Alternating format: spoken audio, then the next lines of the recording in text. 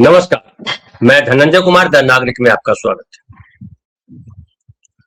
Trump ने सुबह संबोधन किया और उस संबोधन में भारतीय समय के अनुसार संबोधन सुबह का बता रहा हूं। संबोधन किया और संबोधन में फिर वही बातें दोहराई। मैं वीडियो भी दिखाऊंगा लेकिन थोड़ा सा बता दूं उन्होंने कहा क्या। उन्होंने कहा कि यह युद्ध एक इन्वेस्टमेंट है, मतलब निवेश किया, युद्ध निवेश है। और अमेरिका एक सैन्य ताकत के रूप में अजेय है और इस युद्ध को अमेरिका की आने वाली पीढ़ियां एक सच्चे इन्वेस्टमेंट के तौर पे याद करेंगी।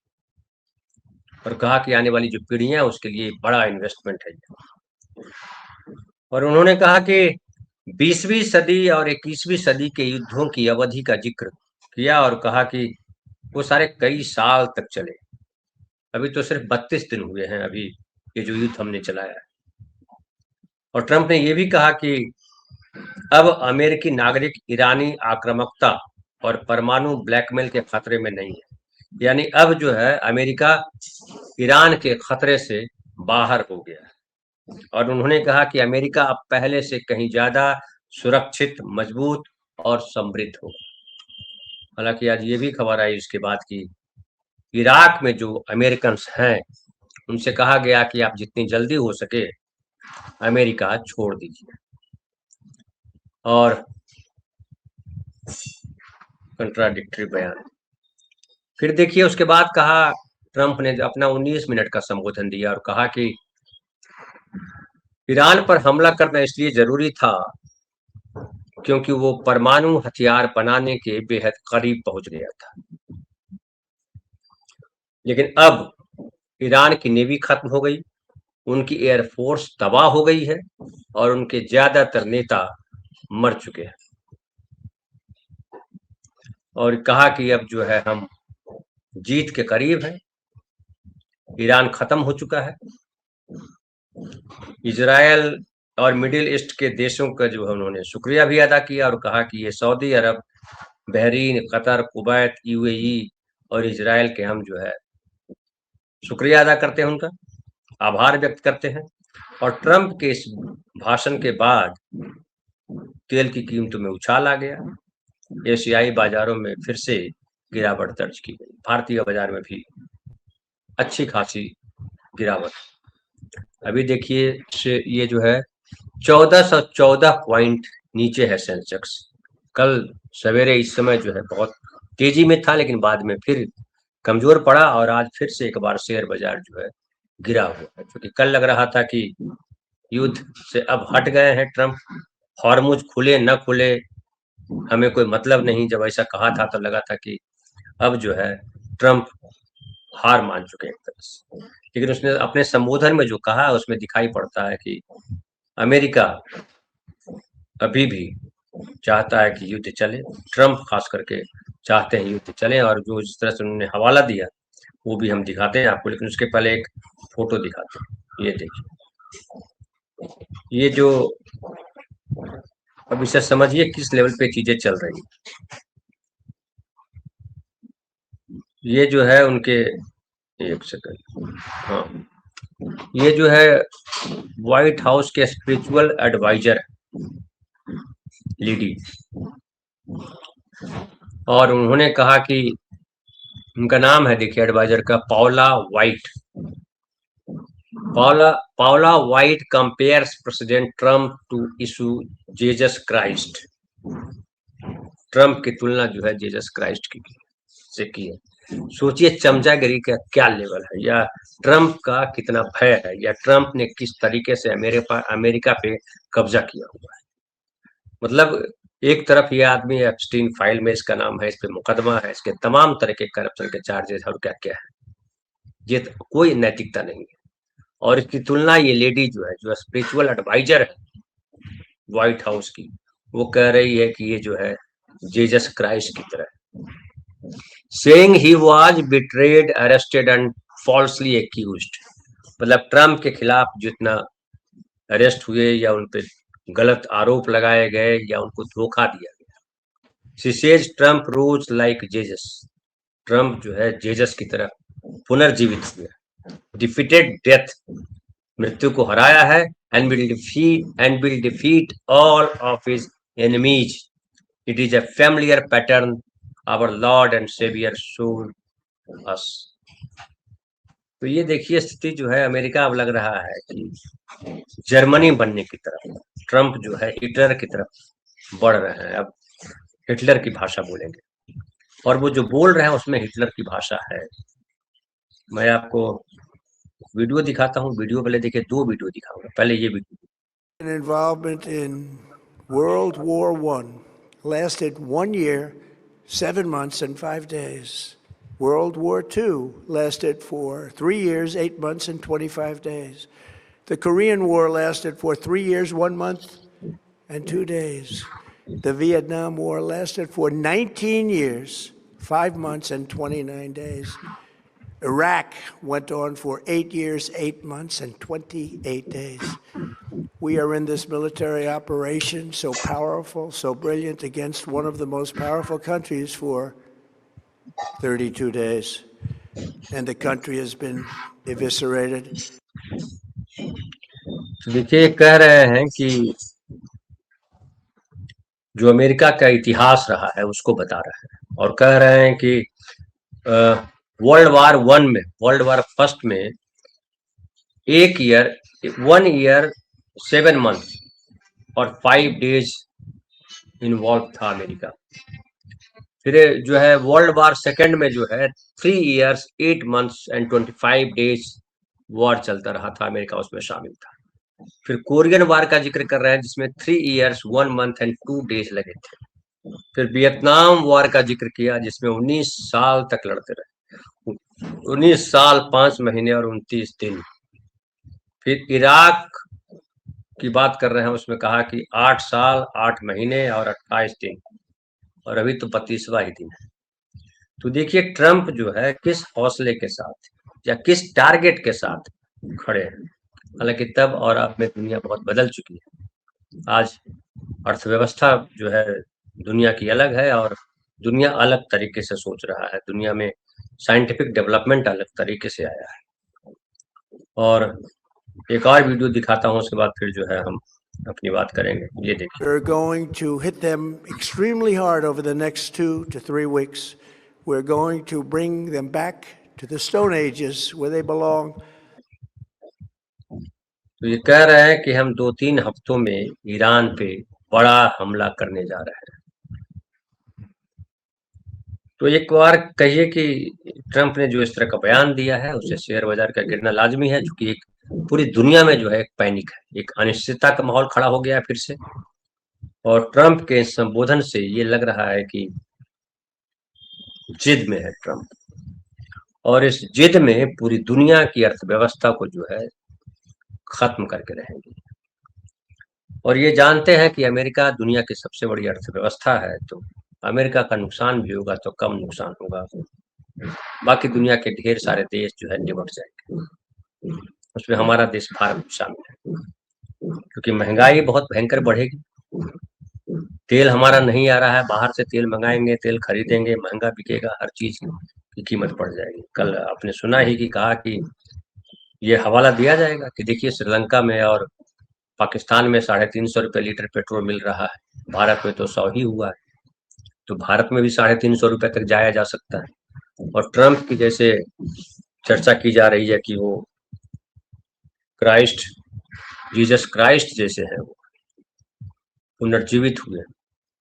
मोदी जी के लिए भी ऐसा ही कहा जा सकता है। मोदी जी ने खुद ही अपने आप को कह दिया है कि हम नॉन बायोलॉजिकल हैं। तो नॉन बायोलॉजिकल हैं तो और देखिए क्या क्या चीजें भी होनी है। लेकिन ये है कि पूरा बिजनेस, पूरा व्यापार धीरे धीरे जो है, जब तक ट्रम्प इस तरह की धमकी देते रहेंगे, ये चलता रहे। अब दूसरी स्थिति ये है कि दुनिया के और देश जो है, जो डेवलपिंग कंट्री है, चीन है या भारत है या जो और दूसरे देश हैं, ब्राजील है, ब्रिक्स के जो देश हैं, या जो नाटो के देश हैं, या मिडिल ईस्ट के देश हैं, वो कब तक चुप रहते हैं, ये एक देखने वाली बात है। क्योंकि अब जिस जगह पे आकर के ट्रम्प खड़े हुए हैं और अब जो बयान दिया है और ये हवाला दिया है कि 3-3 साल, 9-9 साल, 10-10 साल, 18-18 साल जो है हमने युद्ध किया है, तो ये बड़ी खतरनाक बात है और ये दुनिया के लिए बहुत खतरनाक है। अगर ऐसा होता है तो दुनिया के ढेर सारे देश जो है वो निबट जाएंगे, बड़ी बुरी हालत होगी। और ये सीधा-सीधा जो है ये हिटलर से भी ज़्यादा खतरनाक बयान है। क्योंकि हिटलर तो अपने देश और आस-पास में कर रहा था, लेकिन ये तो पूरी दुनिया इससे प्रभावित हो रही है। ढेर सारे लोग भूख से मारे जाएँगे, ढेर सारे लोग बीमारियों से मारे जाएँगे, ढेर सारे लोग आपसी झगड़े में मारे जाएँगे और तेल, खाद वगैरह की कमी के चक्कर में ढेर सारी चीज़ें बिगड़ेगी। दुनिया जितनी आगे गई थी, उस रफ्तार से पीछे जाएगी। और एक और धमकी भयानक है ट्रम्प की। ट्रम्प ने कहा है कि हम ईरान को पाषाण युग में पहुंचा देंगे। लेकिन ईरान जो है वो थकने का नाम नहीं लेता है और ईरान ने कहा है कि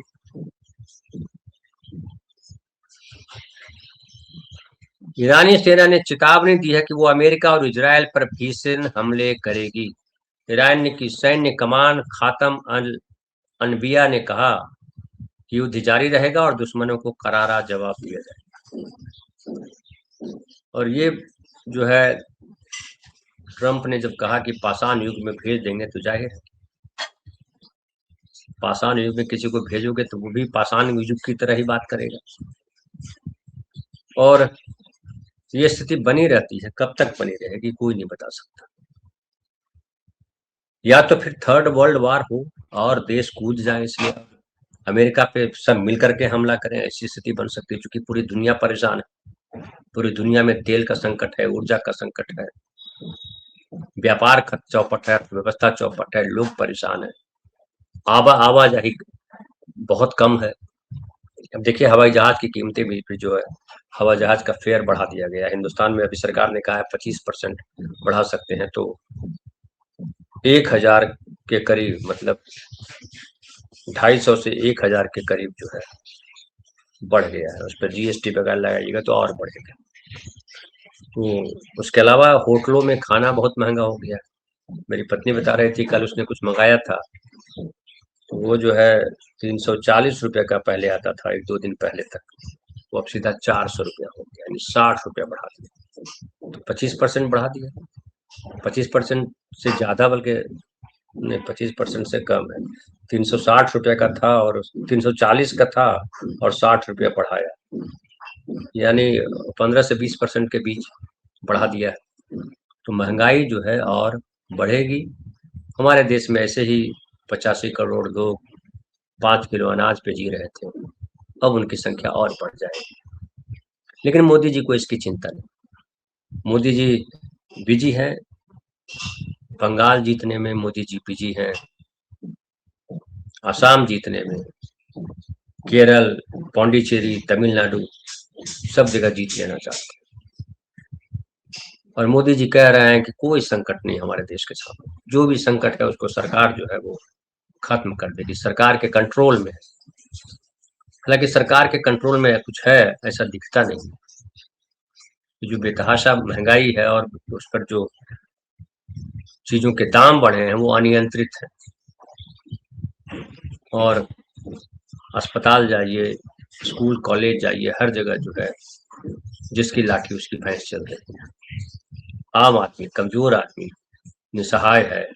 और वो दिखाई पड़ता है कि जो दिल्ली से, जो सूरत से, जो मुंबई से, जो और दूसरे शहरों से मजदूर गाड़ियों में भर भर करके अपने गांव लौट रहे हैं कि गैस नहीं है, बिना गैस के कैसे रहेंगे। गांव साइड भी जो छोटे छोटे शहर हैं देश के, वहां भी भारी भीड़ है, मारा मारी है, गैस नहीं मिल रही। लेकिन मोदी जी कहते हैं गैस की कोई किल्लत नहीं, इतना हमारे पास स्टॉक है, इतना मंगा लिया है, लेकिन कुछ स्पष्ट नहीं है। और ट्रम्प ने जिस तरीके के हालात क्रिएट किए हैं, उसमें लगता है कि ट्रम्प कह रहे हैं कि एक एक कैरेक्टर होता है। कैरेक्टर ये होता है कि जब उसके पास अपना नहीं होता है, ब्रेन नहीं होता है, तो एक तो बहुत फ्लैक्चुएट करता है माइंड उसका, कभी कुछ, कभी कुछ, कभी कुछ, और फाइनल जब भय पैदा हो जाता है तो वो जो है, जो उचित समझो कर लो वाला डायलॉग बोल देता है कि जो उचित समझो कर लो, क्योंकि उसको नहीं पता है। ट्रंप जो ये हवाला दे रहे हैं कि इतने साल युद्ध चला, लेकिन इन युद्धों में अमेरिका ने क्या खोया, अमेरिका ने क्या पाया। वियतनाम के बारे में तो लोग बोलते हैं कि वियतनाम से अमेरिका को भागना पड़ा, अफगानिस्तान से अमेरिका को भागना पड़ा, इराक से भागे फिर किस तरह से सफल हुए, और इराक के से सफल होने के पीछे ईरान भी है। ईरान ने भी साथ दिया था तब, और भी देश, जैसे आज मिडिल ईस्ट के देश जो है अमेरिका के साथ खड़े हैं। लेकिन ईरान ने जिस तरीके का प्रदर्शन किया है पिछले 32 दिनों में, तो जबरदस्त है। हालांकि ट्रंप जो कह रहे हैं वो इसलिए कह रहे हैं कि अभी अमेरिका का वो नुकसान नहीं हुआ है जिस नुकसान से इंसानियत भयभीत होती है, देश के नागरिक भयभीत होते हैं। हालांकि ईरान में 4,000 5,000 से ज्यादा लोग मारे गए हैं, कब किसकी जिंदगी चली जाए ये कुछ पता नहीं, लेकिन ईरान में भी लोग जो है घबराए नहीं दिखाई पड़ रहे हैं। क्या अमेरिका में भी ऐसी स्थिति आई तो अमेरिकन नहीं घबराएंगे? कहा जाता है कि सुविधा भोगी लोग जो है बहुत जल्दी घबराते हैं, क्योंकि उनको जिंदगी से बहुत मोह होता है, और जिंदगी से मोह जब होता है तो वो डरते हैं। लेकिन ट्रंप जिस तरह का बर्ताव कर रहे हैं उसमें वो, उनको हारना नहीं पसंद है। लेकिन कई बार कुछ शासक होते हैं जो हारी हुई लड़ाई लड़ रहे होते हैं, ट्रंप वही कर रहे हैं। ट्रंप एक हारी हुई लड़ाई लड़ रहे हैं, और ट्रंप जो है ये ईरान से लड़ करके या कह करके कि हम 18 साल तक जो वियतनाम युद्ध का जिक्र किया, अपने इतिहास का जिक्र किया, अगर 18 साल लड़ने का हौसला लेकर के चल रहे हैं तो ये भी भयावह है, अमेरिका के लिए भी और दुनिया के लिए। परमाणु संपन्न राष्ट्र अब केवल अमेरिका नहीं है, दूसरे देश भी हैं, और अगर ये स्थिति बनी रही, अभी ऐसा लग रहा है कि जैसे अमेरिका ने पूरी दुनिया को रैंसम पे रखा हुआ है, सबका अपहरण कर लिया है, और केवल वेनेजुएला के राष्ट्रपति और उनकी पत्नी का अपहरण नहीं किया, बल्कि पूरी दुनिया की सांस रुकी हुई है। और लोग देख रहे हैं कि इसका ईरान क्या जवाब देता है। ईरान ने कहा तो है, लेकिन ईरान ने जो जवाब दिया है वो इजराइल को जवाब दिया है, या ईरान ने जो जवाब दिया है जो मिडिल ईस्ट के देश है वहां हमला किया है। लेकिन अमेरिका ने सीधा डायरेक्ट ईरान पे हमला किया है, ईरान के स्कूलों पे हमला किया है, ईरान के कॉलेजों पे हमला किया है, अस्पतालों पे हमला किया है, रिहायशी इलाकों में हमला किया है, और उनके तमाम बड़े नेताओं को मार दिया है। और इस बात को बार बार ट्रंप दोहराते हैं कि वहाँ नेवी खत्म कर दी, नेता खत्म कर दिए, और हमारे कह रहे हैं कि अब जो है वहां पे एक तरह से कहिए कि हमने एक कमजोर सरकार बना दिया है। तो लगातार मनोवैज्ञानिक प्रेशर भी बना रहे हैं डायलॉग बोल करके। उसके अलावा वो हमले की बात करके अब कह रहे हैं कि जो है, पहले भी आपको जानकारी है, पता भी है कि सेना जो है वो उतारने की तैयारी में है, और खार्ग पर कब्जा करना चाहते हैं। उन्होंने कहा था कि खार्ग मुझे बहुत पसंद है और खार्ग लेकर रहूंगा। ईरान ने कहा है कि हम जो है तैयार हैं, आइए खार्ग। लेकिन मुझे लगता है डिफेंसिव अब रहेंगे तो ये बहुत लंबा चलेगा। दुनिया को ये विचार करना पड़ेगा कि डिफेंसिव रह करके अमेरिका के सामने चुप रह के इस स्थिति से निकला नहीं जा सकता, क्योंकि अमेरिका की जो लोलुपता है, जो लिप्सा है, वो आसमान छू रही है। और इस बार जो उसकी शर्त है वो बहुत भयानक शर्त है। अगर ईरान पे कब्जा कर लेते हैं अमेरिका, क्योंकि ईरान कब्जे में लंबे समय से नहीं है, और ईरान ही है जो लगातार रिटेलिएट करता है इजराइल के खिलाफ, फिलिस्तीन के समर्थन में। और ये ट्रंप ने याद भी दिलाया है कि ये जो हिजबुल्ला है, जो हमास है, जो हुती है, वो सब इसके पीछे ईरान है, ईरान उनको बढ़ावा देता है। हालांकि एक ये भी फैक्ट है कि दुनिया में जो आतंकवाद है उसको बढ़ाने में अमेरिका ने बड़ा जोर भूमिका निभाया है, और अमेरिका दूसरे देशों से लड़ने के लिए आतंकवाद का जबरदस्त सहारा लिया है।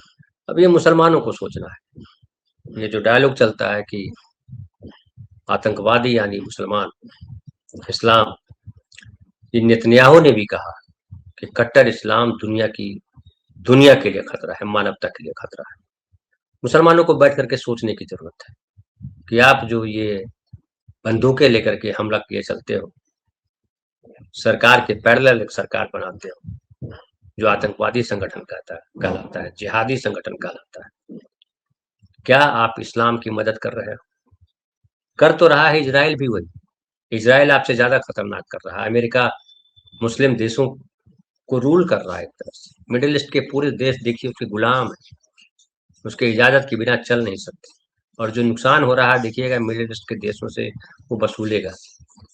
जो ईरान पे कब्जा करने का सपना लेके चल रहा है, उसके लिए मिडिल ईस्ट के जो है वो चींटी की तरह मसल देगा जब चाहेगा। क्योंकि ये शाह जो है, जो ये कुवैत के शाह हों या कतर के या सऊदी अरब के, ये टिकने वाले नहीं। सऊदी अरब के शाह को तो कहा भी कि ये मेरी चापलूसी कर रहे हैं, उनको पता है कि मैं ही बचा सकता हूँ। तो जाहिर है ईरान अगर खत्म होता है तो मुस्लिम कंट्रीज का जो प्रभाव है वो अमेरिका के पैरों तले चला जाएगा। और फिर इजराइल को बड़ी सुविधा होगी। इजराइल जो है इसी मंसूबे के साथ लड़ाई लड़ रहा है और ईरान पे लगातार वार कर रहा है। मुस्लिम कंट्रीज जो है अभी भी खड़े हैं अमेरिका के साथ। और देखिए लेबनान पे तो एक तरह से कहिए कि इजराइल ने जो है लगभग मन बना लिया है कि पूरा ये लेबनान कब्जा कर लेना है। इसलिए भयंकर वहां मिसाइल बमबारी सब हो रही है। और उसके बाद ईरान भी हमला कर रहा है, लेकिन ईरान के हमले का असर जो है वो बहुत होता नहीं दिखाई पड़ रहा अमेरिका पर। देखिए ट्रंप ने जब कहा कि अमेरिका ईरान को फिर से स्टोन एज में पहुंचा सकता है, इस पर ईरान के जो है नेता अंसारी जी, उन्होंने मीडिया प्लेटफॉर्म पे लिखा है कि वो 9 करोड़ लोगों वाले देश की बात कर रहे हैं।